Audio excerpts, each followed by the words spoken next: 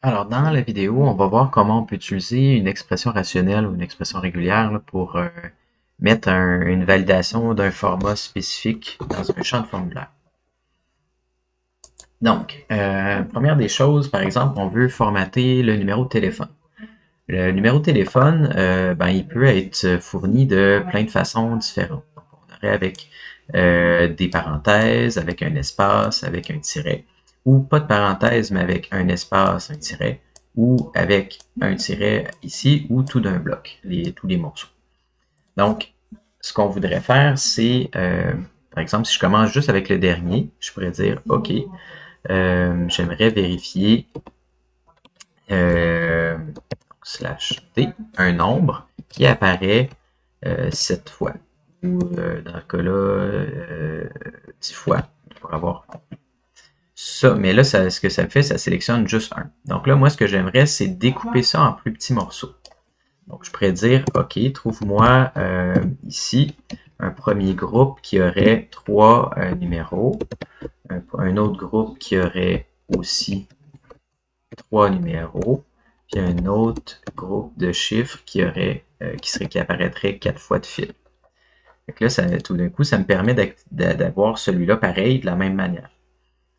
Et là, je pourrais mettre des caractères qui sont facultatifs. Donc, entre le premier groupe et le deuxième groupe, je pourrais dire, oui, trouve-moi un espace, puis trouve-moi un espace, et je vais mettre un point d'interrogation. Ça veut dire, OK, ça se peut que l'espace soit là ou pas. Et entre l'autre, je pourrais dire, trouve-moi un tiret avec un point d'interrogation. Là, ça me dit, ben, le point d'interrogation, il peut être là ou il peut être pas là. Mais s'il y en a un, ben, on va le capter. Même manière ici. Fait que je viens de capter celui-là. Même chose pour, si je veux capter l'autre plus bas, ben, je vais dire, OK, ben, même chose, j'ai peut-être un tiret aussi à cet endroit-là. Oh, super. Et là, je vais rajouter les parenthèses. Donc, slash parenthèse ouvrante, point d'interrogation. Possiblement, ça se peut qu'il y en ait une. Puis, à la fermeture ici, slash parenthèse de fermeture, ça se peut qu'il y en ait une. Et là, je viens de récupérer tous mes éléments avec mon expression rationnelle. Si je voulais être encore plus certain, je pourrais indiquer avec l'accent circonflexe au début, puis le dollar à la fin, pour indiquer que ça peut juste être cet élément-là du début à la fin. Je ne peux pas avoir autre chose. Euh, donc, autre chose que j'aimerais vérifier aussi, c'est qu'éventuellement, j'aimerais reformater. Puis pour reformater, moi, ce que je vais avoir besoin, c'est les chiffres au milieu ici. Donc, pour ça, je vais aller chercher juste mon petit bloc ici. Puis je vais les entourer d'une parenthèse. Je vais faire des groupes. Puis ces groupes-là, ben, ça va nous permettre de faire un replace éventuellement plus tard. Comme ça, comme ça. Donc, vous voyez que j'ai pris juste les chiffres que j'ai enveloppés avec mes parenthèses. Les caractères facultatifs sont en dehors de ces parenthèses-là. Même chose ici, comme ça. Et je vais aller fermer lui ici. Qu'est-ce que j'ai fait? Oh, j'ai pris un caractère à côté, comme ça. Puis même chose, mon caractère P, comme ça. Fait que là, j'ai fait des groupes. Ça me permet de dire, vous voyez, j'ai un capturing group qui me permet de chercher les 3 premiers chiffres. Ici, les 3 chiffres du milieu, puis les 4 chiffres de la fin. Comme ça, je vais pouvoir les reformater comme je veux à l'utilisateur. Une fois que j'ai fini ça, je vais prendre mon expression rationnelle. Un instant, je vais mettre sur pause. Donc, juste pour revenir, j'ai fait une petite erreur dans mon expression rationnelle. Le tiret n'a pas besoin d'être échappé. J'ai juste besoin de... parce que ça ne fonctionnera pas dans le HTML. Ça fonctionnait ici, mais dans mon élément HTML, ça ne marchera pas. Donc, je vais juste enlever le barre oblique pour le tiret, mais il reste quand même optionnel. Donc, si je prends tout ça ici, puis que j'arrive dans mon HTML, on peut mettre l'attribut pattern, par exemple, sur mon attribut téléphone. Je vais le recopier ici. Ah oui, j'ai mis aussi un espace supplémentaire. Ah oui, j'avais un autre tiret aussi à échapper que je veux enlever à la fin.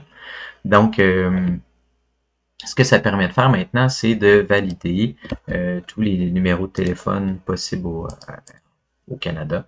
Si je mets juste 555, le champ ne sera pas valide. Mais si je mets 514 comme ça, ben là, ça va fonctionner.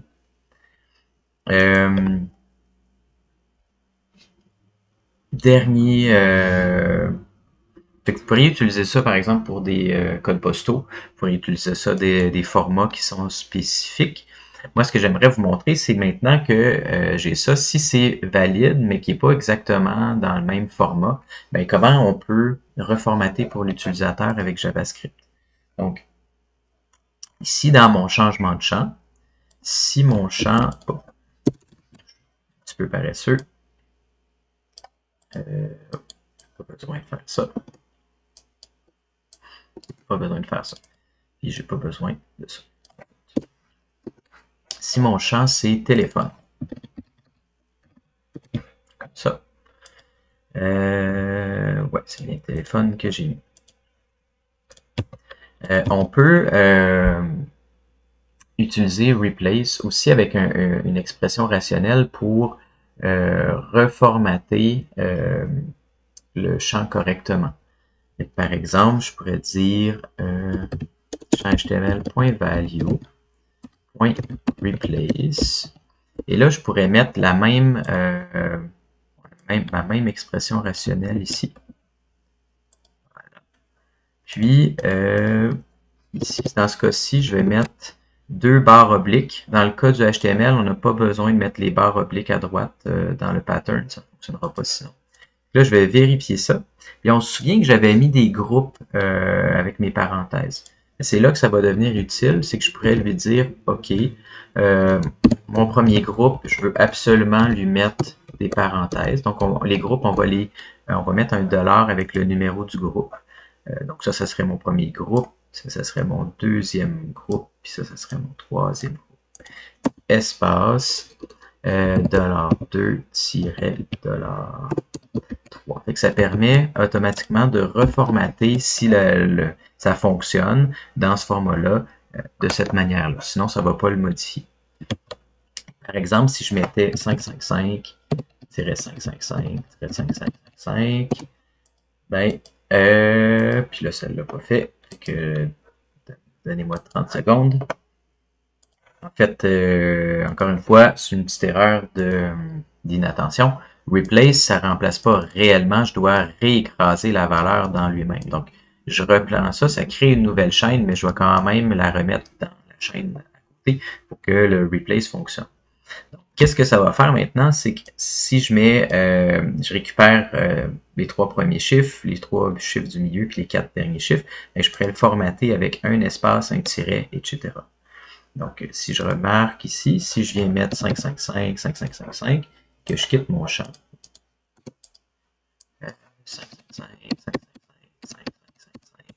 Et là, ça va le reformater comme je veux. Comme ça, dans ma base de données, les numéros de téléphone vont toujours être formatés de la même façon. Voilà, c'est comment on utilise l'attribut pattern et replace en même temps.